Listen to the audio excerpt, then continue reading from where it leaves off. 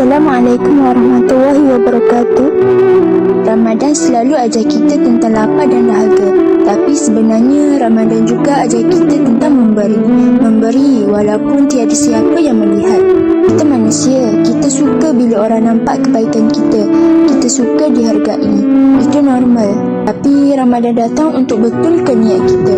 Untuk tanya hati kita semula, aku buat ini kerana Allah atau kerana manusia? Allah berfirman dalam surah Al-Baqarah ayat 271 yang bermaksud, dan jika kamu menyembunyikan sedekah itu dan memberikannya kepada orang-orang fakir, maka itu lebih baik bagimu. Lebih baik bila ia tersembunyi, lebih baik bila hanya Allah yang tahu.